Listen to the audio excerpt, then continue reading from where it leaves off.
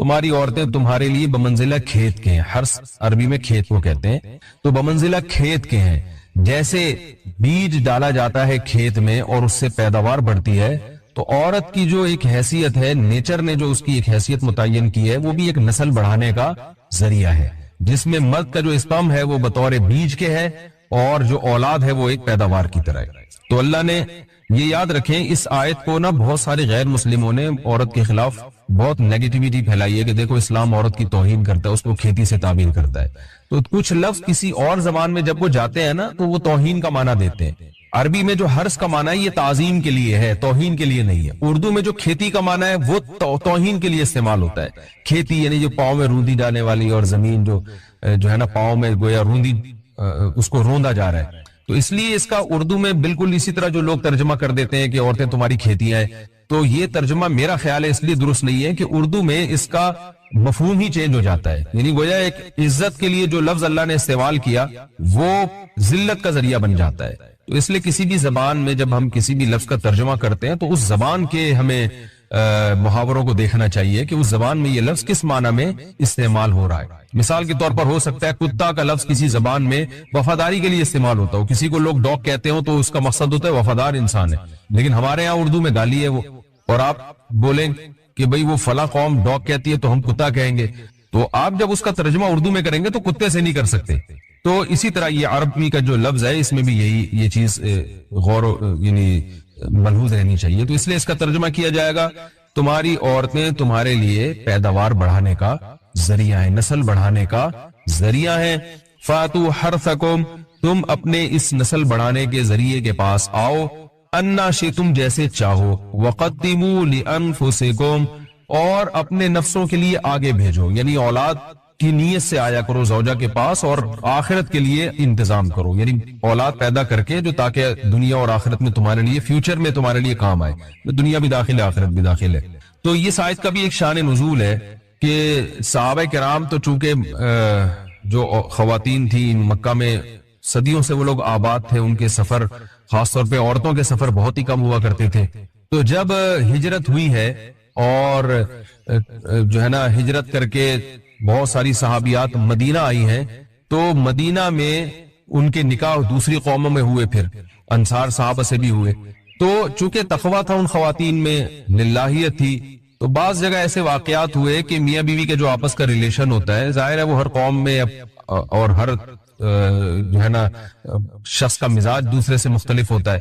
تو بعض مردوں نے اس طرح سے اپنی زوجات کے ساتھ ہم بستری کی کہ ان خواتین کو پھر اشکال ہوا کہ پتہ نہیں اس طرح سے ہم بستری کرنا جائز بھی ہے یا نہیں ہے. تو انہوں نے نبی صلی اللہ علیہ وسلم سے یہ مسئلہ پوچھا کہ یا رسول اللہ، ہمارے شوہر ہمارے پاس اس طرح سے آتے ہیں تو کیا یہ جائز ہے یا نہیں.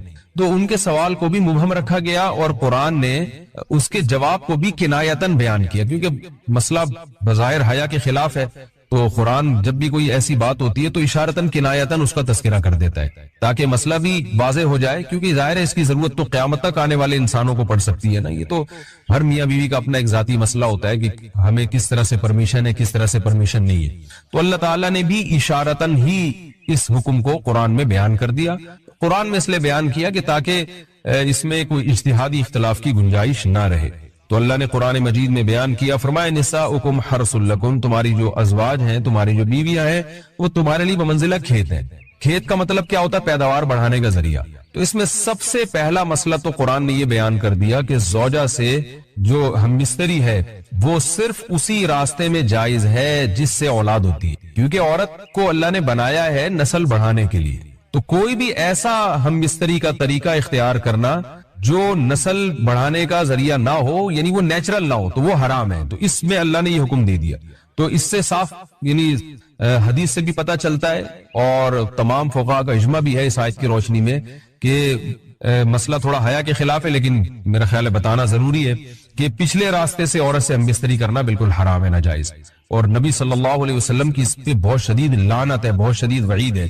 تو یہ بالکل انلیگل ہے اسلام میں کہ عورت کے پچھلے راستے سے اس سے ہم بستری کی جائے. جو لوگ لڑکوں سے بدفعلی کے عادی ہوتے ہیں ان کو یہ ایک چسکا لگ جاتا ہے، تو یہ حرام ہے، ناجائز ہے، کیونکہ اللہ نے بتا دیا کہ یہ تمہارے لیے بمنزلہ کھیت کے ہیں. تو اس میں قرآن نے وہ جو سوال تھا نا اس کی طرف اشارتاً جواب دے دیا اور آگے فرمایا فاتو حرثکم، تم اپنے کھیت کے پاس آؤ. یعنی پیداوار بڑھانے کا جو ذریعہ ہے اس جگہ کی طرف آؤ، انا شئتم، جیسے چاہو، یعنی باقی جس طرح سے تم چاہو زوجہ سے ہم بستری کر سکتے ہو، اس میں کوئی خاص طریقہ متعین نہیں ہے، میاں بیوی کا ایک دوسرے سے کوئی پردہ نہیں ہے، ہن لباس لکم وانتم لباس لہن، یہ دونوں ایک دوسرے کے لیے لباس ہیں، تو اس میں طریقہ کار کوئی بھی ہو سکتا ہے، کسی بھی طرح سے کرنا چاہو ایک دوسرے سے لطف اندوز ہو سکتے ہو، لیکن فاتو حرسکم، آنا موضع حرس میں ہے۔ حرس کا مطلب وہ اس جگہ کی طرف آنا ہے جہاں سے نسل بڑھتی ہے، کسی اور راستے کی طرف، اس سے صاف طور پر جو ہے نا وہ جو فاسق فاجر لوگوں کی جو برائی ہے، جو لڑکوں سے بدفعلی کے نتیجے میں پیدا ہوتی ہے، اس کا اللہ نے قلعہ کر دیا کہ اس کی اسلام میں بالکل اجازت نہیں ہے۔ باقی طریقہ کار کیا ہوگا یہ تمہارے اوپر، اس کی اللہ نے تمہیں اجازت دی ہے۔ وَقَدِّمُوا لِأَنفُسِكُمْ، اور چونکہ بار بار حرس کا تذکرہ ہو رہا ہے کہ نسل بڑھانے کا، اس لیے اللہ نے فرمایا کہ قدموا لانفسکم، اپنی ذات کے لیے فیوچر میں انتظام کرو۔ قدموا کا مطلب آگے بھیجو اپنی ذات کے لیے سرمایہ۔ کیا مطلب؟ کہ جب زوجہ سے ہم مستری کرو تو نیت اولاد کی ہونی چاہیے، تاکہ وہ اولاد دنیا میں بھی اور آخرت میں بھی تمہارے لیے ذخیرہ بن جائے۔ تو یہ نسل بڑھانے کی بہت زبردست ترغیب ہے اس آیت، اور اس آیت میں اللہ نے عورت کا کہ بہت ساری ذمہ داریوں میں سے ایک بڑی ذمہ داری کا بھی بیان بتا دیا کہ عورت کو اللہ نے بنایا ہے، یہ جو مرد اور عورت کا جو فرق رکھا ہے نا، اس فرق کی بڑی وجہ یہی ہے کہ مرد کے اسپرم کو اللہ نے بیج کے طور پہ پیدا کیا ہے اور عورت کو اللہ نے زمین کے طور پہ۔ تو بیج اور زمین کے ملاپ کا بنیادی مقصد ہی نسل بڑھانا، پیداوار بڑھانا ہوتا ہے، نہ یہ کہ نسل روکنا۔ آج فیملی پلاننگ والوں نے اس آیت کی دھجیاں اڑا دی ہیں، انہیں پوری دنیا میں ایک بےہودہ قسم کی تحریک چل رہی ہے، یہ آیت بالکل اس کی نفی کر رہی ہے۔ اس لیے اللہ نے فرمایا، اور اچھا اللہ نے اس کا بھی جواب دے دیا کہ جو فیملی پلاننگ والے کہتے ہیں نا نسل بڑھنے سے تمہارا نقصان ہوگا، خرچے بڑھ جائیں گے، تو اللہ فرماتا ہے قدموا لانفسکم، تمہارا فیوچر بن جائے گا، سنور جائے گا، کیونکہ اولاد پہ اتنی انویسٹمنٹ نہیں ہوتی جتنا اس کا آؤٹ پٹ ہوتا ہے۔ ان پٹ کم ہے، آؤٹ پٹ زیادہ ہے، انویسٹمنٹ کم ہے، اس کے جو پروفٹ ہے وہ زیادہ ہے، دنیا میں بھی اور آخرت میں بھی۔ تو اللہ نے فرمایا اپنے نفس کے لیے، فیوچر کے لیے انتظام کرو، بڑھاپے کے لیے انتظام کرو، تمہارے بیٹے ہوں گے، بیٹیاں ہوں گی، پوتے ہوں گے، نواسے ہوں گے، بہویں ہوں گی، یہ دنیا کا مستقبل اور آخرت کا مستقبل کیا ہے۔ جو عبداللہ بن عمر رضی اللہ تعالیٰ عنہ نے جب نکاح کا ارادہ ترک کیا تو آپ کی جو ہمشیرہ تھی حضرت حفصہ، انہوں نے فرمایا کہ نکاح کرو، تمہارے اولاد ہوگی، دنیا سے جاؤ گے تو تمہارے لیے دعائیں مانگے گی۔ یہ چیز بھی انگریزی فلموں سے اور فحش فلموں سے ہماری نئی نسل میں بہت تیزی سے سرایت کر رہی ہے، اور لوگ اس بارے میں علماء سے بہت زیادہ مسائل پوچھتے ہیں، خواتین بھی پوچھتی ہیں جو اس میں مبتلا ہیں۔ تو اس کا بھی مسئلہ یاد رکھیں کہ اللہ تعالیٰ نے حالت حیض میں زوجہ سے ہم بستری کو حرام قرار دیا کیونکہ اس میں گندگی ہے۔ باپ دیکھیں کہ وہ گندگی اس درجے کی نہیں ہے جتنی اورل سیکس میں گندگی ہوتی ہے۔ اگر اس میں ڈسچارج ہو جائے بندہ، انسان جو بستری کرنے والا ہے زوجہ سے، وہ منہ میں ڈسچارج ہو جائے، تو آپ سوچیں کہ اللہ تعالیٰ شرمگاہ کو گندگی سے بچا رہے ہیں، جس کی وجہ سے حیض کی حالت میں ہم بستری کو حرام قرار دیا۔ تو منہ جس سے انسان کھانا کھاتا ہے، جس سے کلمہ پڑتا ہے، اور جو انسان کے جسم میں سب سے اشرف عضو ہے، سب سے زیادہ معزز اور مکرم عضو ہے، اس میں ایسی گندگی کو ڈالنا کہاں سے جائز ہو سکتا ہے، کہاں سے حلال ہو سکتا ہے؟ تو آج بعض متجدد قسم کے لوگ جو ہے نا اس کو حلال قرار دے رہے ہیں، تو یہ بالکل غلط ہے۔ تو یہ بات خوب ذہن میں رکھیں کہ اورل سیکس کے ذریعے اپنی خواہش کو پورا کرنا اس طور پر کہ ڈسچارج ہو جائے انسان عورت کے منہ میں، بیوی کے منہ میں، یہ بالکل حرام ہے، بالکل ناجائز ہے، کیونکہ منی ایک غلیظ اور ناپاک اور گندگی ہے اور ناپاک اور نجس چیز ہے۔ بعض حضرات یہ کہتے ہیں کہ منی پاک ہے، مگر یاد رکھیں منی کے پاک ہونے کے دلائل مضبوط نہیں ہیں، منی کے ناپاک ہونے کے دلائل بہت مضبوط ہیں۔ سب سے پہلی دلیل قرآن مجید میں آتا ہے الم نخلقکم من ماء مہین، ہم نے تمہیں غلیظ اور پلید پانی سے پیدا کیا، ذلیل پانی سے پیدا کیا ہے۔ تو اس میں بھی اشارہ ہے کہ منی ناپاک چیز ہے۔ دوسری بات یہ کہ حدیث میں آتا ہے کہ کنت افرق المنی من ثوب رسول اللہ صلی اللہ علیہ وسلم ثم يصلي فيه، حضرت عائشہ رضی اللہ تعالیٰ عنہ فرماتی ہے کہ رسول اللہ صلی اللہ علیہ وسلم کے کپڑوں پر اگر منی لگی ہوتی تھی، صحیح بخاری کی حدیث میں، اس کو کھرچ کے صاف کرتی تھی، پھر آپ صلی اللہ علیہ وسلم اس میں نماز پڑھا کرتے تھے۔ اب بعض حضرات نے یہاں سے استدلال کیا ہے کہ منی اگر ناپاک ہوتی تو حضرت عائشہ اس کو دھوتی، کھرچ کے صاف کرنا اس کی علامت ہے کہ منی پاک ہے، لیکن یہ بات غلط ہے۔ اگر منی پاک ہوتی تو حضرت عائشہ کو کھرچنے کی ضرورت نہیں تھی۔ بات یہ ہے کہ وہ نجاست جس کا ایک باقاعدی جسم ہوتا ہے اور وہ کھرچ کے جسم سے یا کپڑوں سے الگ ہو سکتی ہے، تو اس نجاست کو پاک کرنے کا طریقہ یہ ہے کہ اس کو کھرچ دیا جائے۔ नापाक थी, तभी तो हजरत आयशा रजी अल्लाह ताला अन्हा उसको बाकायदा खुरच रही हैं और दूर कर रही हैं। और गीली मनी को नबी, ये साबित है कि हजरत आयशा रजी अल्लाह ताला अन्हा आप सल्लल्लाहु अलैहि वसल्लम के कपड़ों से धोया करती थी और आप सल्लल्लाहु अलैहि वसल्लम उसमें नमाज पढ़ा करते थे। हजरत उमर रजी अल्लाह ताला अन्हु के दौर में किसी शख्स को इत्लाम हुआ तो उसने अपने पूरे जो है ना वो कपड़े धोए, तो हजरत उमर ने उसको मना किया, फरमाया कि इतना काफी था कि उस जगह को तुम धो लेते। तो इसमें भी हजरत उमर उसको बाकायदा धोने का हुक्म दे रहे हैं। किसी भी सहाबी ने एतराज नहीं किया कि यार या अमीरुल मोमिनीन आप इनको धोने का हुक्म क्यों दे रहे हैं, मनी तो पाक है। तो मनी के जो नापाक होने के दलाइल हैं वो बहुत मजबूत हैं। बाकी उसको जो खुरचने का हुक्म है वो इसलिए कि मनी के पाक जो अगर खुश्क हो जाए तो वो खुरच के भी पाक हो जाती है, उसको फिर धोना जरूरी नहीं होता। इसकी मिसाल ऐसे जैसे हदीस में आता है, सहाबा किराम फरमाते हैं कि हमारे तलवारों में दुश्मन का खून लगा होता था तो हम उसको जमीन पे अच्छी तरह रगड़ के उसी को लटका के नमाज पढ़ते थे। देखें, खून भी ऐसी चीज है कि जो सूखने के बाद उसकी एक पापड़ी सी जम जाती है, तो हालांकि खून को भी नापाक माना जाता है, जमहूर उलमा के यहाँ खून नापाक चीज है, लेकिन सहाबी क्या कर रहे हैं, उसको रगड़ के जमीन पे और खुश जो उसको अच्छी तरह रगड़ के जब उसका असर जाहिल हो गया तो उसी को लटका के नमाज पढ़ रहे हैं। तो जैसे खून नापाक होने के बावजूद रगड़ने से पाक हो जाता है, अगर किसी ऐसी चीज पे लगा हो जो लोहे या ऐसी सख्त चीज पे, तो ऐसे ही मनी अगर कपड़ों पे लगी हो, खुश्क हो जाए तो उसको अच्छी तरह जब खुरच दिया जाए तो वो पाक हो जाती है। लेकिन इससे ये साबित नहीं होता कि मनी पहले से ही पाक है।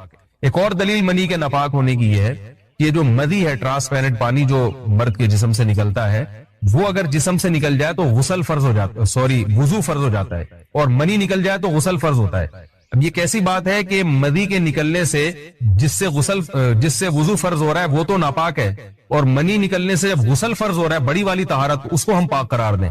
इसलिए इमाम अबू हनीफा रहमहुल्लाह ताला का मजहब मनी के बारे में कि ये नजासत गलीजा है, और इमाम मालिक का भी यही मजहब है। ये मजहब बहुत दलाइल के लिहाज से कवी है, तो इसलिए औरत के मुंह में डिस्चार्ज होना ये बिल्कुल हराम है, नाजायज है, गंदगी है, इस्लाम में इसकी कतन इजाजत नहीं है। और अगर उन अइम्मा का मजहब लिया जाए जो मनी को पाक समझते हैं, इसलिए मैं ये अर्ज कर रहा हूँ कि बाज हजरात ने इस पे फतवा दिया है। कुरान मजीद में है इन्नल्लाह ला यस्तही मिनल हक, कि अल्लाह ताला हक बात बयान करने से हया नहीं करते। हदीस में भी बाज ऐसे मसाइल को अल्लाह के रसूल ने बयान किया है सल्लल्लाहु अलैहि वसल्लम ने, जो बज़ाहिर हया के खिलाफ हैं, मगर इसलिए बयान किया कि अगर आप सल्लल्लाहु अलैहि वसल्लम बयान न करते तो लोग उन बेशर्मी के कामों में मुब्तला हो जाते। इसी वजह से मैं भी हिम्मत कर रहा हूँ कि एक और ऐसा गुनाह जो जिसमें लोग मुब्तला हैं, और वो है हया के खिलाफ, मगर है बहरहाल शरीयत का मसला और लोग उसमें गुनाह में मुब्तला भी हैं, इसलिए बताना जरूरी है। वो ये है कि लोग शादी के बाद भी, आज की नौजवान नस्ल ज़ौजा से, बीवी से गैर फितरी तरीके से हम बिस्तरी करते हैं। इंटरनेट पे बेहुदा फिल्में देखते हैं, तो जो चीज अंग्रेजों की देख रहे हैं कि उनके कल्चर आहिस्ता आहिस्ता मीडिया के जरिए हमारे मुआशरे में भी आ रहा है। अल्लाह के रसूल सल्लल्लाहु अलैहि वसल्लम ने लानत फरमाई है, एक रिवायत में है कि अल्लाह उसकी तरफ देखेगा नहीं कि जो अपनी ज़ौजा से पिछले रास्ते से हम बिस्तरी करेगा। ये बीमारी भी, ये गंदगी भी लोगों में फैलती जा रही है। खास तौर पे जिनको लड़कों से बदफेली की आदत पड़ जाए तो वो ज़ौजा से फितरी रास्ते से हम बिस्तरी नहीं करते। अल्लाह ने फरमाया कि निसाउकुम हर्फुल लकुम, ये तुम्हारी ज़ौजात हैं, बीवियां हैं, ये नस्ल बढ़ाने के लिए हैं। तो उसी रास्ते में इंसान अपनी ख्वाहिश को पूरी कर सकता है जिस रास्ते से नस्ल बढ़ती है। उसके अलावा किसी और रास्ते से अपनी ख्वाहिश को पूरा करना ये हराम है, गुनाह कबीरा है, गंदगी है। हमारे पास केसेस आते हैं, एक फाकदामन लड़की की शादी होती है, लड़का भी बज़ाहिर बड़ा नेक, लेकिन क्या है, लड़का चूंकि ठरकी होता है, शहवत का दरिंदा होता है, तो वो ये नहीं देखता कि मैं अपनी बुरी ख्वाहिश मिटाने के लिए मैं अपनी ज़ौजा को गैर फितरी तरीके पर मजबूर कैसे कर सकता हूँ। तो मजबूर करता है फिर अपनी बीवी। उसमें जो औरतें ज्यादा पाक दामन नहीं हो, नेक ना हो, या उनको ये डर हो कि तलाक हो गई तो हम कहाँ जाएंगे, वो फिर अपने शौहर के साथ उसी गैर फितरी तरीके पर आमादा हो जाती हैं। और इसका अजाब और इसका वबाल ये होता है कि कुछ दिनों में उनको भी इसी की लत पड़ जाती है। इंसान जब भी कोई गैर फितरी रास्ता इख्तियार करता है, आखिरत का अजाब तो बाद में, दुनिया का अजाब ये आता है कि फिर उसको लज्जत फितरत में आती नहीं है। तो जो रास्ता अल्लाह ने रखे उसमें उसको लज्जत नहीं आएगी, वो गंदगी में ही घुसने की कोशिश करेगा।